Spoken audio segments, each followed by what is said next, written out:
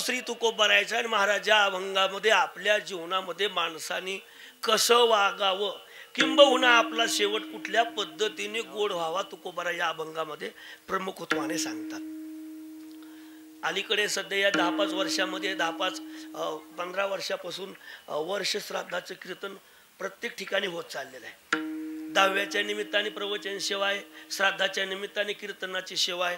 आपल्या आईच्या वडिलाच्या भावाच्या बहिणीच्या बायकोच्या स्मरणार्थ सध्या बरेच लोक कीर्तन ठेवतात.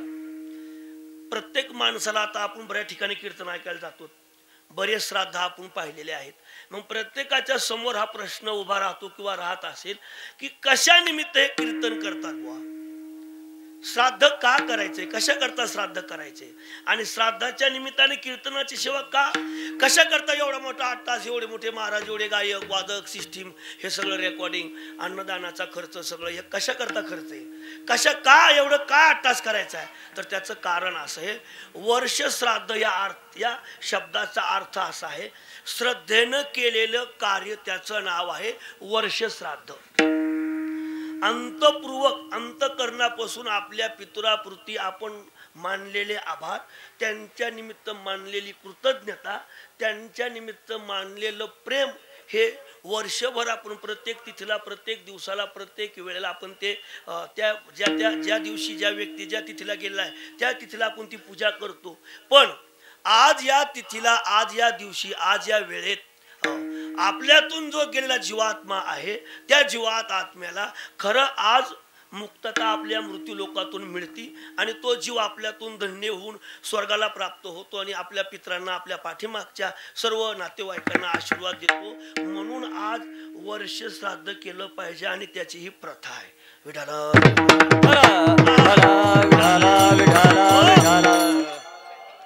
बरीच शिकलेली माणसं, मानो अगर न मानो, ज्ञानी विज्ञानी बरीच माणसं मानत नाहीत अलीकडच्या काळात.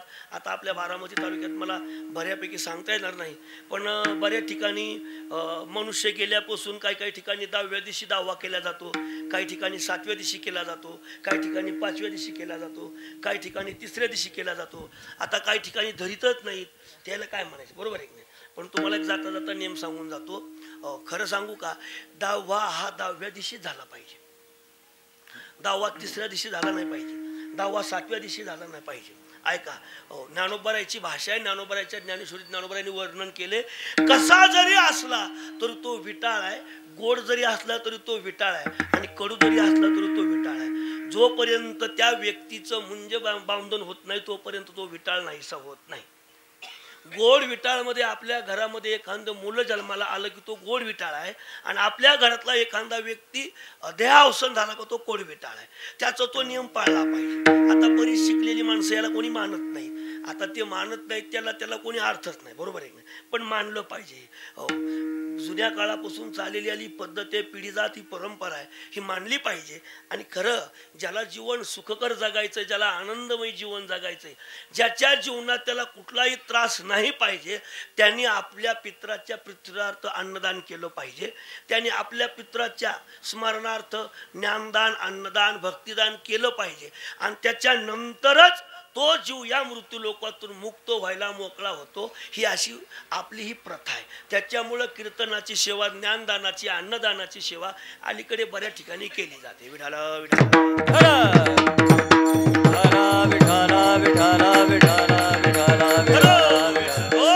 मग प्रत्येकाच्या श्राद्धानिमित्त कीर्तन केलं जातं, बरोबर आहे. तुम्हाला एक सांगतो जाता जाता, जी व्यक्ती खरी भाग्यवान आहे, खरी पुण्यवान आहे, खरं त्याच्या जीवनात कुठंतरी चांगलं काम घडलेलं आहे, त्यानं खरं त्याच्या परिवाराकरता काही ना काहीतरी योग्य दिशा, योग्य वेळ, योग्य रस्ता दाखवून दिलेला आहे, त्याच्याच वर्षश्राद्धानिमित्त चांगला योग घडून येतो, चांगली कीर्तन सेवा होती, चांगले सगळ्या गोष्टी चांगल्या होतात. ऐकणारे म्हणते महाराज आता आम्ही दररोज कीर्तनाला जातो, मग कुठे बिन असं नाही. आतापर्यंत या मृत्यू लोकात दररोज कितीतरी माणसं मरतात का नाही, मरतात का नाही, बोलत चला, मरतात का नाही, रोज कितीतरी माणसं मरतात आणि कितीतरी माणसं जन्माला येतात. पण ठराविक माणसाची नोंद त्या ठिकाणी होते आणि ठराविक माणसाची नोंदीची दखल घेतल्या जाते. त्यापैकी आज दत्तात्रय भाऊची नोंद खऱ्या अर्थाने आज मृत्यू लोकात नाही स्वर्ग लोकात देवाने घेतली, म्हणून हा सगळा योग या ठिकाणी आलेला आहे.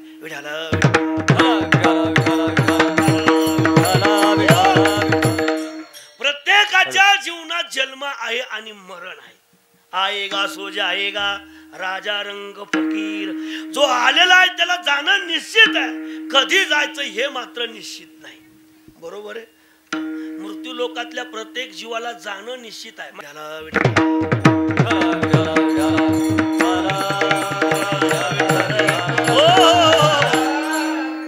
प्रत्येकाला जावा लागणार आहे, फक्त प्रत्येकाला कधी जायचं हे मात्र निश्चित आहे का? निश्चित कोणाकडे निश्चित आहे का? बरोबर आहे. ऐका, प्रवासाला उद्या प्रवासाला जायचं म्हटल्यानंतर त्याची तयारी कधी पाहिजे? 2 दिवस अगोदर. तुम्ही बोलले म्हणून जरा मला बरं वाटलं जरा. उद्या प्रवासाला जायचंय म्हटल्यावर त्याची तयारी कधी पाहिजे? आज पाहिजे, आदल्या दिवशी पाहिजे. बरोबर आहे की नाही? हो. प्रवास तुमचा जर निश्चित असेल तर त्याची बॅग भरून पिशवी भरून तयारी अगोदर पाहिजे. पण या मृत्यू लोकात प्रत्येकाची अडचण अशी आहे भाऊ, हो, ज्याचं जाणं निश्चित नाही त्याची तयारी केली जाते आणि जे निश्चित आहे त्याची अजिबात तयारी केलेली आतापर्यंत मृत्यू लोकात कोणीच नाही. विठाल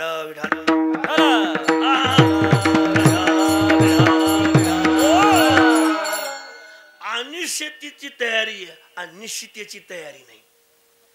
लक्ष देऊन ऐका ऐका ऐका ऐका. मृत्यू लोकात जन्माला आलेला प्रत्येक जीव एक दिवस तरी मरणारच आहे. फक्त कंसातलं वाक्य कधी मरणार आहे हे मात्र आतापर्यंत कोणाला सांगता येत नाही, पण मरणारे हे मात्र निश्चित आहे.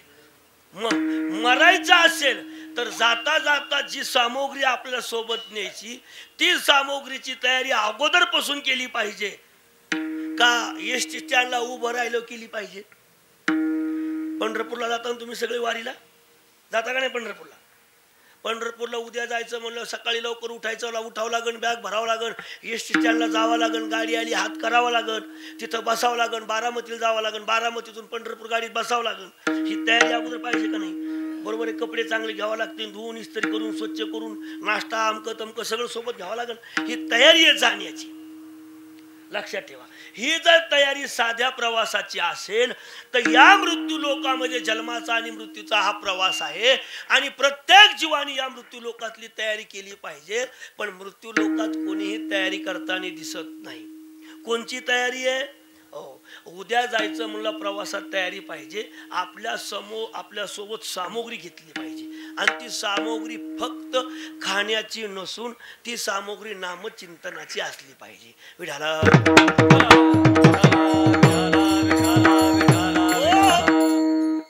जाणं निश्चित आहे, कधी जायचंय माहित नाही पण जाणं निश्चित आहे. एक वाक्य सांगतो, मृत्यू लोकातलं मरण कधी चुकत बोला चला, मरण कधी चुकत नाही. ऐका, 3 गोष्टी आवाज येतात. पहिलं, अन्न. तुमच्या नशिबात जिथं जेवण आहे ते कधी चुकत नाही. तुमच्या नशिबात जितका पैसा आहे तुम्ही किती करा काही करा ते मिळण्याशिवाय तुम्हाला राहत नाही. आणि शेवट तुमचं मरण कधी चुकत नाही. कुठेही जा, कितीही प्रयत्न करा आणि कितीही आट्टास करा, मरण चुकलेलं नाही, चुकवता येत नाही. मग महाराज संत महात्म्यांनी मरण कसं चुकवलं तर त्यांनी मरण चुकवण्याकरता एकच साधन केलं, त्याचं नाव आहे भजन. विठाल विठाल.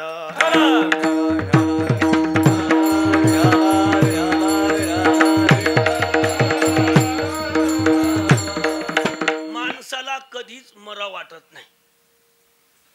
तुम्हाला मरा वाटतं का? नाही, तुम्हाला मरा नाही म्हणलं मी आताच. तुम्हाला मरा वाटतं का? हा, लयच घाबरले बा तुम्ही. तुम्हाला मरा वाटतं का? तुम्हाला मरा वाटतं? कोणाला मरा वाटतं याच्यातलं? हात वर करा. महिला मंडळ तुम्हाला मरा वाटतं? कोणाला? आजी तुम्हाला मरा वाटतं का? जाऊ दे, तुम्हाला आमच्या पार्टीतल्या माणसाला विचारतो, जबाबदार तुम्हाला मरा वाटतं का नाही? लय टेन्शन आलं बा त्याला तर लगेच. इतकं बारीक नका होतो. नाही मला वाटतं नाही नाही येणार आहे, पण आता मला वाटतं का आता कसं मला वाटतं आल्यावर जाणार आहे की नाही, बरोबर आहे. पण आता मला वाटतंय का ज्ञानोबरायची ओवी आहे.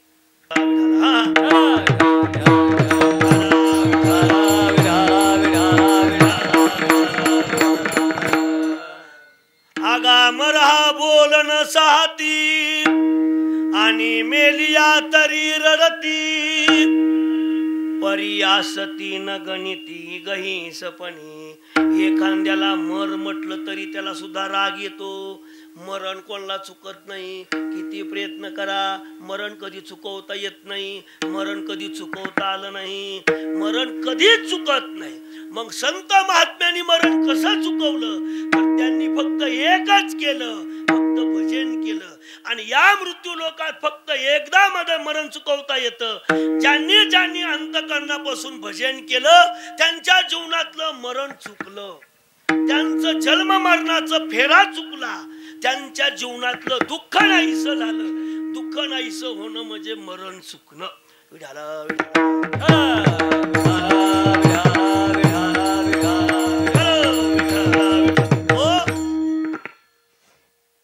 एकदा काय झालं बघा, देवाची सभा भरली, देवाची मीटिंग भरली एकदा. आता जशा मिटिंगा चालू आहेत लोकसभेच्या विधानसभेच्या आहे की नाही, तशा देवाची एकदा मीटिंग भरली. देवाच्या मीटिंग मध्ये सगळे देवदूत त्या ठिकाणी आले. आता जसं एवढं गावडे परवाने या मंडप केलाय, एवढं मोठं बसायला टाकलंय, सगळं साहित्य या ठिकाणी जमा केले.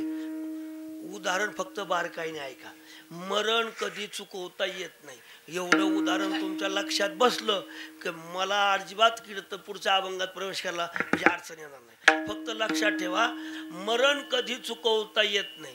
देवाची सभा चालू होती, देवाची मीटिंग चालू होती, देवाच्या मीटिंग मध्ये सगळे देवदिक त्या ठिकाणी आले. इंद्र चंद्र देव ब्रह्मादी करोनी सगळे आले, ब्रह्म विष्णू महेश सगळे देव त्या मृत्यू लोकातल्या मीटिंग मध्ये आले. आपण जसे आपण आपल्या वाहनाने आलेले आहात, इथं देवाची मीटिंग भरली. देवाच्या सभेसाठी एक ठिकाण होतं आणि वाहनाची एक पार्किंग केली होती. जसे देवाच्या सभेमध्ये सगळे देव आले, तसे देवाच्या सभेमध्ये सुद्धा एक कबूतर नावाचा पक्षी आला. उदाहरण फक्त बारकाईने ऐका. कबूतर नावाचा पक्षी देवाच्या सभेत आला. असं मोठं देवाच्या सभेवर अशी गेट केलं होतं. कबुतराने विचार केला, आज कुठं ब्रह्मलोकात जायची गरज नाही, मृत्यू लोकात जायची गरज नाही, स्वर्ग लोकात जायची गरज नाही, सगळ्या देवाचं दर्शन या ठिकाणी होणार आहे. नलगती सायास जावे वनांतरा, सुखे येतो घरा नारायण. उजळले भागे आता,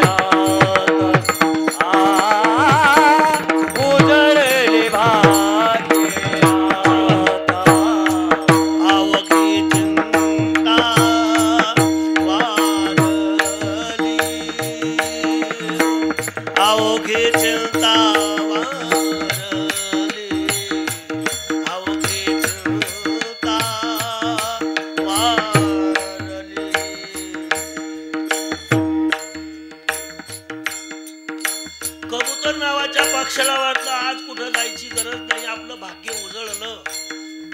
आटास करायची गरज नाही, प्रयत्न करायची गरज नाही, कारण सगळ्या संत महात्म्यांचं दर्शन या ठिकाणी आज होणार आहे. आज आपल्या जीवनातला खऱ्या अर्थाने भाग्याचा दिवस आहे. आज आपल्या जीवनात खऱ्या अर्थाने आज संतांचं दर्शन होणार आहे. कबुतराने एक चांगली जागा पकडली. एका गेटच्या एका कोपऱ्यावरती कबूतर बसला.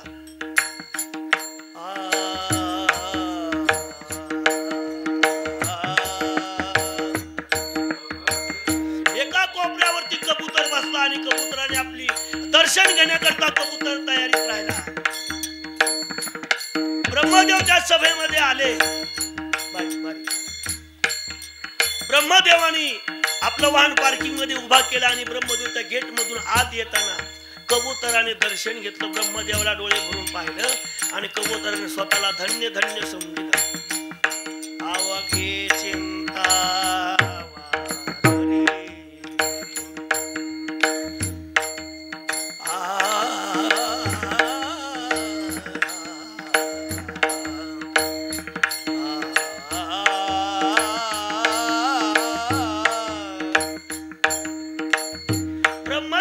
पाठीमागे भगवान शंकर आले. भगवान शंकराने आपला नंदी पार्किंग मध्ये उभा केला आणि भगवान शंकर गेट मधून येत असताना कबुतराने पाहिलं.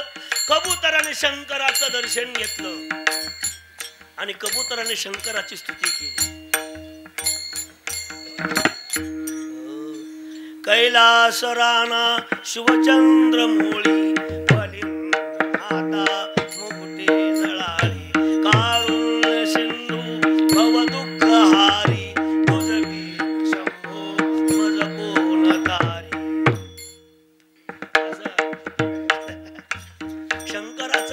त्या ठिकाणी घेतलं. शंकराने आपला नंदी पार्किंग मध्ये उभा केला. पुन्हा कबुतराचे डोळे भरून आले. कबुतराने वाटलं आज आपल्या जन्मातला अत्यंत महत्वाचा योग आहे, दर्शनाची चांगली संधी आहे. आपल्या जीवनातली आपल्या जीवनातली सगळी चिंता आज नष्ट होणार आहे, कारण संतांचं देवाचं दर्शन या ठिकाणी होत आहे. संत दर्शनी आला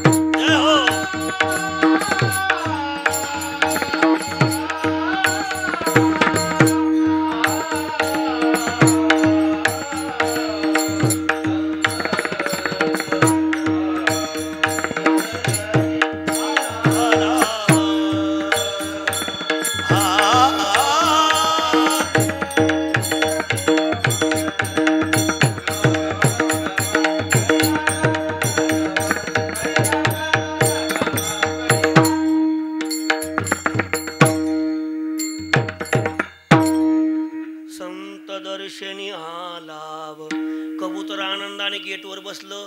ब्रह्म गेले, महेश गेले, विष्णू गेले. शांताकारं भुजगसेनं पद्मनाभं सुरेशं विश्वाधारं गगनसदृशं मेघवर्णं शुभांगं लक्ष्मीकान्तं कमलनयनं योगभिर्ध्यारगम्यं वंदे विष्णु भयभयहरं सर्वलोकैकनाथनं. विष्णूचं दर्शन घेतलं. त्या ठिकाणी भगवान विष्णू आत गेले. सगळे देवादिक त्या ठिकाणी आले. पण देवाच्या सभेत जसे देव आले तसे देवाच्या सभेत सुद्धा यमराज आले. काळ आला काळ. देवाच्या सभेत यम आला यम. आणि जसा यम तिकून पाहिला तसा कबूतर घाबरला. कबुतराने विचार केला, सकाळपासून इथं बसलोय, निर्विघ्नपणे दिवस पार पडलाय, कोणाचं अडचण नाही, कोणी आपल्याला पाहिलं नाही, काळ तिकून पाहिला. आता यमाचं वाण काय? यम कशावर येतो? रेड्यावर येतो. रेड्यावर यम रेड्यावर आला. यम तिथं आला का त्याने रेडा असा त्याचा पार्किंग मध्ये उभा केला. माझ्याकडे पहा सगळे, बघा इकडे बघा, ऐका ऐका ऐका ऐका ऐका ऐका ऐका हो, ऐका ताई ऐका. बघा यमाने असा रियाडा असा पार्किंग मध्ये उभा केला. बरोबर यम त्या गेट पाशी आला. एवढं सुंदर कबूतर आनंदित, सकाळपासून टवटवीत, नाश्ता भरपूर केलेला, मेकअप भरपूर, गंध लावलेला, असं सुंदर कबूतर टवटवीत भजन करत होता असं त्याच्या पायाने. यम तिकून पाहिला. यम काळाचा बाप, सगळ्याचा जगाला खाणारा बाप, त्यानं तिकून काळ पाहिला आणि एवढं सुंदर वातावरणात बसलेलं कबूतर त्याला चळकाप सुटला. त्याला थंडीन ताप एकदाच आली, माकड गुन्ह्यांची चिकनगुन्या एकदाच निस्ता चळचळ कापायचा. त्या कबुतराने मनातल्या मनात विचार केला की या फक्त यमराजाने आपल्याकडे पाहू नये, काळाने आपल्याकडे पाहू नये. आज आपल्याकडे काळाने पाहिलं नाही की आपण जिंकलो या मृत्यू लोकात. सगळ्यात सामर्थ्यवान मी आहे, फक्त काळाने माझ्याकडे पाहिलं नाही पाहिजे. कारण काळ ज्याच्याकडे पाहतो, यम ज्याच्याकडे पाहतो, त्याला मृत्यू लोकात राहण्याचा अधिकार राहत नाही. कारण काळ त्याचा सगळा साफ करतो. ज्यानं काळ ज्याच्याकडे पाहतो. कबूतर टेन्शन मध्ये आला, सगळं प्रसन्न वातावरण, कबुतराच्या डोळ्यात पाणी आलं, कबूतर रडू लागला बारीक बारीक. फक्त यानं माझ्याकडे पाहू नये. आज अख्ख्या दिवसाचं सगळं भाग्य आपल्याला लादलेलं आहे. कर्म धर्म संयोगाने बरोबर यम तिथं आला, त्या गेट पाशी आला. यमाचा पायात पाय गुतला. ऐका माझ्याकडे पहा. यमाचा पायात पाय गुतला आणि नेमकी नजर कोणाकडे गेली यमाची? कोणाकडे गेली? कोणाकडे? कबुतराकडे यमाची नजर गेली आणि यमाने कबुतराकडे पाहिलं आणि यम कबुतराकडे पाहून हसला. काही केलं नाही. कबुतराकडे पाहून यम हसला, नियम आत गेला. यम हसला म्हणजे कबुतराला चळकाप सुटला. आज आपलं मरण निश्चित आहे. आज रविवार आहे, बरोबर 11:15 वाजले. 11:15 वाजता यम आला, मरण आपलं निश्चित आहे. म्हणून कबुतराने धाव घेतली. सगळ्याचा राजाधिराज गरुड पक्षाचा राजा गरुडामध्ये धाव घेतली. गरुड महाराज मला वाचवा, मला वाचवा, मला वाचवा, आज माझं मरण निश्चित आहे. सकाळपासून गेटवर बसलो होतो, कोणी पाहिलं नाही, कोणी टोकलं नाही, कोणी माझ्याकडे बघितलं नाही. पण जगाला खाणारा काळ त्यांनी माझ्याकडे पाहिलं आणि तो माझ्याकडे पाहून हसला. माझं मरण निश्चित आहे. माणसाच्या जीवनात एक का होईना पण मित्र असला पाहिजे. ऐका, माणसाच्या जीवनात एक का होईना पण मैत्रीण असली पाहिजे. आपल्या जीवनातलं सगळं सुख दुःख तिला सांगता आलं पाहिजे. आपल्या जीवनातले सगळे चढ उतार त्याला सांगता आले पाहिजे. सगळे महाराज म्हणून पाया पडणाऱ्यापेक्षा एखादा तरी तुला काहीतरी कळत नाही असं म्हणणार सुद्धा पाहिजे. त्याच्याशिवाय माणूस राहत नाही. सगळे महाराज म्हणून आम्ही आता रोजच फिरतो, रोजच महाराज म्हणून पाया पडतात, पण महाराज म्हणून नाही. एखादा तरी पाठीवर हात देऊन, खांद्यावर हात देऊन लगा हा चहा तू पाजला पाहिजे असं म्हणणार कोणतरी पाहिजे का नाही? पाहिजे का नाही? जीवनातलं सगळं दुःख नाहीसं करण्याकरता मित्र पाहिजे. गरुडाने कबुतराने विचार केला, आपला मित्र गरुड आहे. या दुःखातून फक्त एकच आपल्याला वाचू शकतो, त्याचं नाव आहे गरुड. त्यानं गरुडाची भेट घेतली. गरुड महाराज मला वाचवा. गरुड महाराज म्हणजे टेन्शन घेऊ नको, माझ्यासारखा मित्र तुझ्या पाठीमागे आहे, अजिबात टेन्शन घेऊ नको, बस म्हणले माझ्या पाठीवर. बारकाईने ऐकाय, मरण कोणाला चुकवता येत नाही. गरुडाच्या पाठीवर कबूतर बसला. एक भरारी मारली आणि 50,000 किलोमीटर अंतरावर गरुडाने त्या कबुतराला नेऊन ठेवलं. चांगलं मोठं असं अरण्य पाहिलं. त्या अरण्यात वर एका तलाव होतं. त्या तलावाच्या काठावर मोठं वडाचं झाड होतं आणि त्या वडाच्या झाडाच्या मधल्या बुंद्यात कोणाला नेऊन ठेवलं? जागे येत ना तुम्ही? बोलत चला. कोणला? कबुतराला नेऊन ठेवलं. कबुतराच्या पाठून हात फिरला. टेन्शन घेऊ नको, घाबरू नको म्हणला, तुझ्या पाठीमागं माझ्यासारखा मित्र आहे म्हणला. तुझ्यापासून तुझा शत्रू 50,000 किलोमीटर अंतरावर आहे. एका सेकंदात तू इथपर्यंत आणले, ताकद नाही त्याची इथपर्यंत यायची. तू फक्त निश्चिंत राहा. देवाची मीटिंग संपली का पुन्हा तुला तिथपर्यंत नेऊन पोहोच करतो. आराम कर म्हणला इथं. गरुडाने तिथं त्याला पोहोच केलं आणि गरुड माघारी निघाला. देवाच्या मीटिंग मध्ये आला. नेमकी गरुड आला, देवाची मीटिंग संपली. देव आपण आपल्या मार्गाने चालले होते. नेमका यमाचा आणि त्या गरुडाचा गेटवर हरी झाला. रामकृष्ण हरी, रामकृष्ण हरी. त्या गरुडाने यमाला विचारलं, का हो यम महाराज, एवढे शहाणे सुरते माणसं तुम्ही, चांगले 4 माणसात बसणारे उठणारे, तुम्हाला चांगली किंमत आहे, विनाकारण हसू जाऊ नका तुम्ही. विनाकारण कोणी कोणाला हसू नये आणि विनाकारण हसल्यावर त्याला कोणी चांगलं म्हणत नसते. जो विनाकारण हसतो त्याला कोणी माणूस म्हणत नाही. तुम्ही विनाकारण हसू नका. का तुम्ही त्या बिचाऱ्याकडे कबुतराकडे पाहिलं आणि तुम्ही त्याला का हसले? तुम्ही हसल्यामुळे तो टेन्शन मध्ये आला. असं हसू नका कोणाकडे पाहून. त्या यमराजाने गरुड महाराजाला सांगितलं, गरुड महाराज मला काय त्या कबुतराकडे पाहायचं नव्हतं, मला काय त्याच्याकडे पाहून हसायचं नव्हतं. म्हणजे मग तुम्ही का पाहिलं? ऐका ऐका ऐका ताई, तुम्ही का पाहिलं? त्या गरुडा यमाने उत्तर दिलं, गरुड महाराज नेमका मी त्या गेट पाशी आलो, माझ्या पायात पाय गुंतला आणि माझी नजर त्या कबुतराकडे गेली. अहो तुम्ही कबूतर पाहिलं पण हसले का? कशामुळे हसले? यमराजाचं उत्तर आहे, तेवढं उत्तर ऐका बारकाईने. यमराजाने उत्तर दिलं, गरुड महाराज अहो त्या गरुडाकडे कबुतराकडे पाहिलं, हसू याच्यामुळं आलं कारण त्या एका सेकंदात मी त्या कबुतराचं कपाळ वाचलं, नशीब वाचलं, त्याचं नशीब वाचलं. आणि त्याच्या नशिबावर असं लिहिलेलं होतं, इथून 50,000 किलोमीटर अंतरावर मोठं सरोवर आहे, मोठं अरण्य आहे आणि त्या अरण्यात सरोवरात तळ्याच्या काठावर वडाचं झाड आहे आणि त्या वडाच्या झाडाच्या मधल्या बुंद्यात याचा मृत्यू आहे. जागे येत ना तुम्ही? ऐकलंय तुम्ही? हो, याचा तिथं मृत्यू आहे. मग ते कबूतर गरुड महाराज बोलले, मग तुम्हाला हसायला काय झालं? ते यमाने उत्तर दिलं, मी आज याचा असा प्रश्न, मला याचं असं वाटलं की हा बिचारा कबूतर, याचं उड्डाण किती, याच्या या पंखाची ताकद किती आणि हा 50,000 किलोमीटर जाणार कधी, म्हणून मला याचं हसू आलं. बिचारा हा कबूतर माझ्या तडाख्यातून वाचला. ऐका तुम्ही काय म्हटलं मी? हा कबूतर माझ्या तडाख्यातून वाचला. असं म्हणल्यावर गरुडाच्या डोळ्यात पाणी आलं. तो म्हणला, गरुड महाराज तुमच्या तडाख्यातून कबूतर वाचला नाही, तिथं नेऊन घातला. काय केला? कबूतर तिथं नेऊन घातला. माझी विनंती आहे तुम्हाला, मरण चुकत नाही. ज्याची वेळ आलेली आहे त्याचं मरण निश्चित आहे. फक्त आपल्या मरणाच्या अगोदर आपली सामग्री जवळ पाहिजे आणि ती सामग्री फक्त भजन आहे. आणि भजन केल्यानंतर आपला शेवट गोड होतो. ज्या ज्या मृत्यू लोकात माणसाने भजन केलंय त्यांचा शेवट गोड नक्की. आमच्याही जीवनामध्ये आमचा शेवट गोड जर व्हायचा असेल तर आम्हाला भजन करावं लागतं आणि त्या भजनाचा आम्ही अट्टास करतो. अभंगाच्या पहिल्याच्या याच्यासाठी केला होता अट्टहास,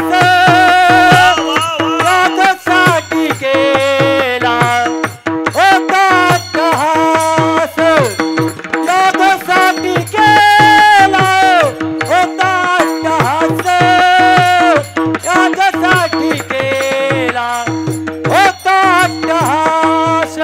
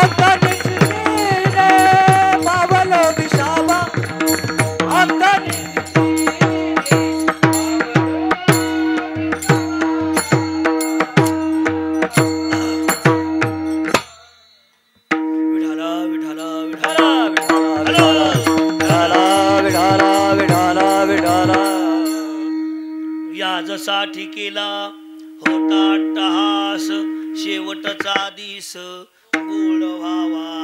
जसं संत महात्मे आपल्या जीवनामध्ये आपला शेवटचा दिवस गोड व्हावा याकरता प्रयत्न करत असतात, तसं आपल्या जीवनामध्ये आपले आई वडील आपला संसार शेवट गोड व्हावा याकरता प्रयत्न करत असतात.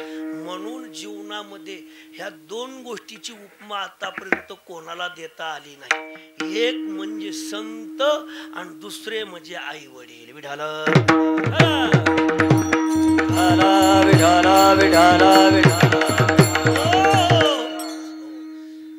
संत महात्म्यासारखं या मृत्यूलोकात दुसरं कोणीच नाही. आणि मुलाचं हित व्हावं याकरता रात्रंदिवस तळमळ करणारे फक्त आई वडील आहेत. यांच्यासारखी दुसरी उपमा कोणाला देता येणार नाही. ऐका, लहान मुलाला आई आपल्या कडेवर घेती आणि तिला जितकं दिसतं तितकंच आपल्या मुलाला ती दाखवण्याचा प्रयत्न करते. पण बाप असा व्यक्ती आहे, आपल्या मुलाला कडेवर नाही घेत. कुठं घेतो? खांद्यावर घेतो. खांद्यावर घेण्याचं एकच कारण आहे, मी जे जगत पाहिलेलं आहे त्याच्यापेक्षा माझ्या मुलाला काहीतरी वेगळं दिसावं एवढा प्रयत्न फक्त बापाचा असतो. म्हणून बापासारखा या मृत्यू लोकात पाठिंबा सहकार्य करणार कोणीही नाही जन्माला आलेलं. फक्त बाप. तुकोबऱ्याचं प्रमाण आहे, बाप करी जोडी लेकराची ओढी, आपली कुरवंडी वाढोनी. आपला बाप आपल्या मुलासाठी आपल्या सगळ्या तारुण्य पणाला लावतो, आपलं सगळं आयुष्य रात्रंदिवस खर्च करतो आणि फक्त आपल्या मुलांनी सुखी राहावं, आपल्या मुलींनी सुखी राहावं एवढाच प्रयत्न आपला बाप करतो. जगाच्या पाठीवर फक्त एकच व्यक्ती अशी आहे की त्याला आपला माणूस मोठा झाल्याची पाहण्याची नजर, पाहण्याची ताकद त्याच्या डोळ्यात आहे. त्याचं नाव आहे बाप. सध्या मृत्यू लोकात तुमचं जर चांगलं झालं तर माझ्या पोटात नक्की गोळा उठल्याशिवाय राहत नाही, अशा वृत्तीचे माणसं आहे. पण माझ्यापेक्षा माझ्या मुलांनी एक काकणभर जास्त उंच व्हावं, जास्त मोठं व्हावं याकरता प्रयत्न फक्त बाप करतो. जिजू जिजू संसाराचा गाडा हाकला, उरामधी माया त्याच्या कणावाकला. घडीभर तू थांब जरा, ऐक त्याची धापर, लय अवघड हाय गड्या उमगाया बाप र, उमगाया बाप र. अत्यंत जीवनामध्ये बाप म्हणजे हिमालयासारख्या उंचीचा व्यक्ती म्हणजे बाप आहे. आणि सगळ्यात जास्त जर बापाचं कोणावर जास्त प्रेम असेल तर मुलीवर प्रेम आहे महाराज.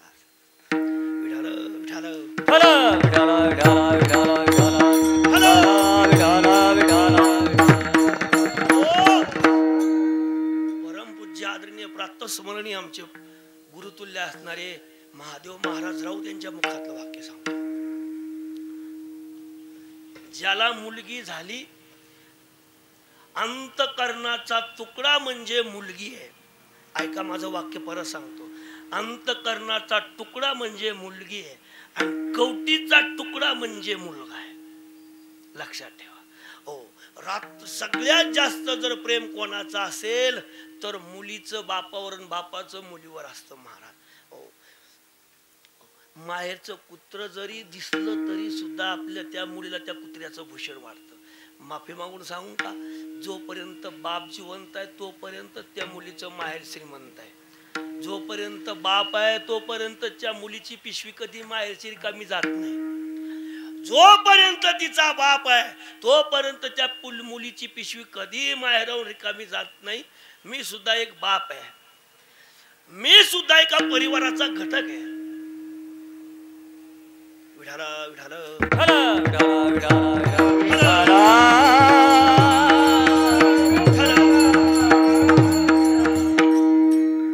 मुलीवर मुलीच्या घरी किती श्रीमंती असू द्या, आई मुलीच्या पिशवीमध्ये काही ना काहीतरी टाकून देते. साबणीच्या चिपट्या टाकण्याची मुलीच्या पिशवीत काय आवश्यकता नाही. साबण तिच्या माहेरी मिळत नाही का ताई? का साबणीच्या साबणीचे तुकडे सुद्धा आपल्या मुलीच्या पिशवीत टाकते आई आणि बाप आहे महाराज.